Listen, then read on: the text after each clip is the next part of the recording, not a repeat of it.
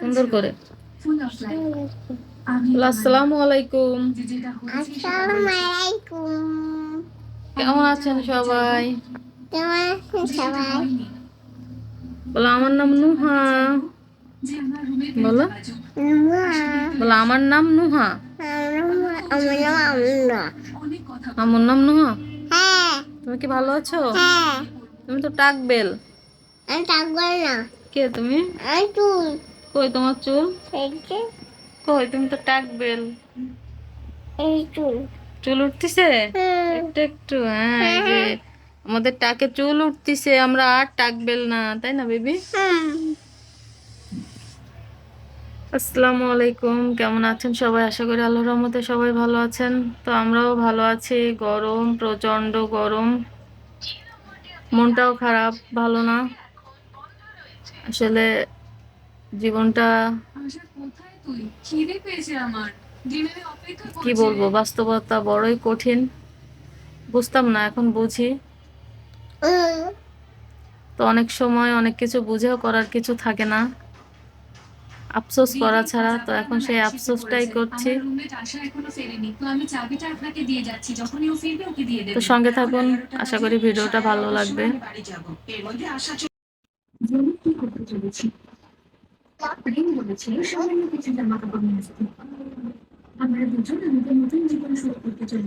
কি খাচ্ছো? হ্যালো করো। হ্যালো।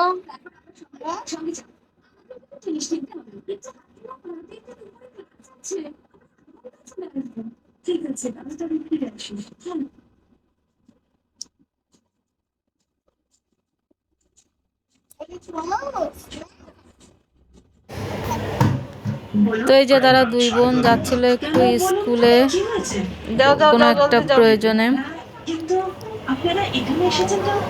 তো ছোটটাও যাবে বলে কান্না করছিল। তো যাই হোক, আমি শুয়েছিলাম, দরজাটা খোলা ছিল, সে নিচে চলে গেছে। ঢুকো ঘরে, ঢুকো ঘরে, ঢুকো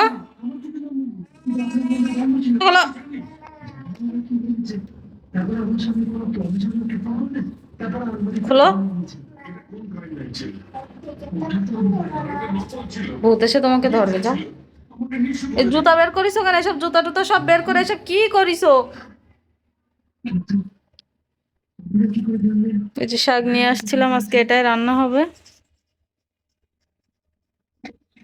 ঘন্টা খানেকের ব্যবধানে শাকটা কেমন নেতিয়ে পড়েছে।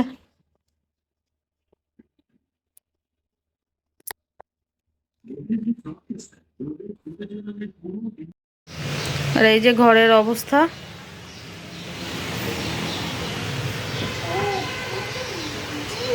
তো চলুন ঘরটা গুছিয়ে নি। এই যে ঘর গোছানো শেষ,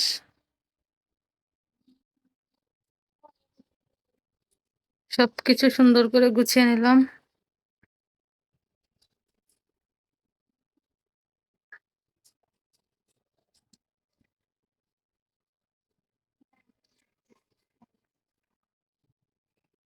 আর এই যে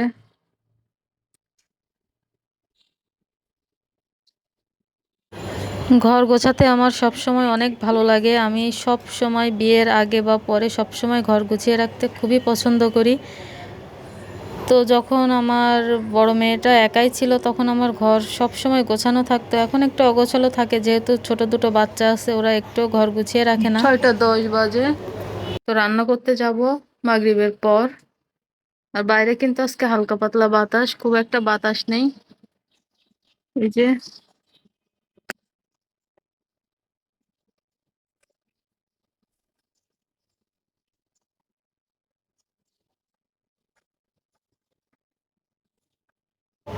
তো চুলার পরে গিয়ে আমাদের 4 জনের জন্য এই যে 8টা ডিম সিদ্ধ করে নিলাম, মেয়েকে দিলাম ছিলতে। আর এই যে শাকগুলা, ডাটাগুলো এত পরিমাণে মোটা, জানি না এগুলো কি করে নেব। ডাটাগুলো সব ফেলে দিতে হবে, শুধু পাতাগুলাই নেওয়া যাবে।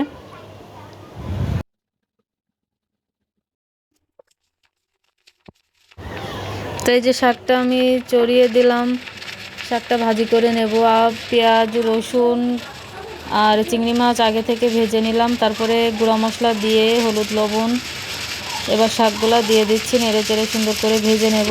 আর অন্যদিকে আজকে রান্না করব চিংড়ি মাছ দিয়ে কাঁচকলার তরকারি। আজকে চিংড়ি মাছেরই তরকারি, বড় মাছ রান্না করব না, কারণ গরমে এমনি তো খাওয়া যায় না। কালকে রান্না করেছি সেই মাছ সেভাবে আছে, খুব একটা কেউ খায়নি, তো ভাবলাম আজকে চিংড়ি মাছেরই তরকারি থাক, বেশি কিছু রান্না করব না।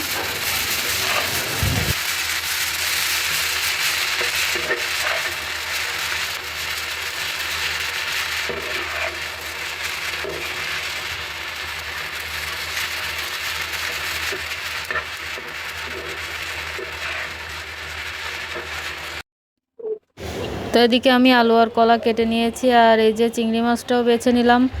আর কলা রান্না করার জন্য মশলাটাও কষিয়ে নিচ্ছি, চিংড়ি মাছগুলো দিয়ে দেব।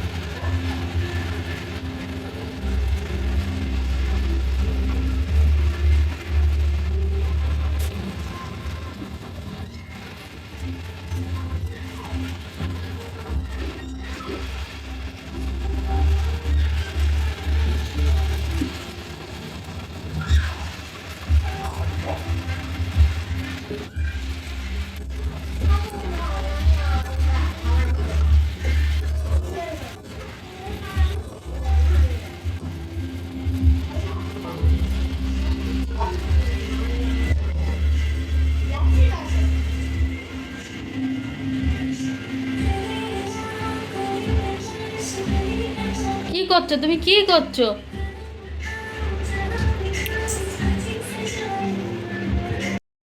কলার তরকারিতে বলক চলে এসেছে, আর এদিকের আমার থালা বাটি ধোয়া শেষ, বেসিন ধুয়ে ফেলেছি।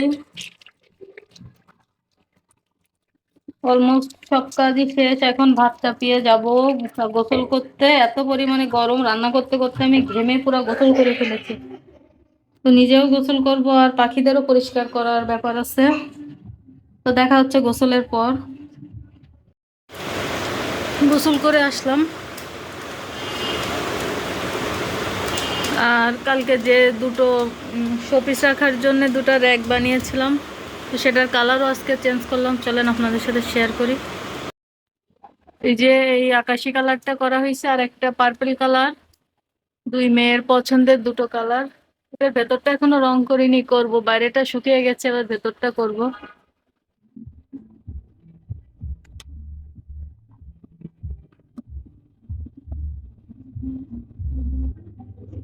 এই যে কাপড়গুলো এগুলো ধুয়েছি, এখন মেলে দেব।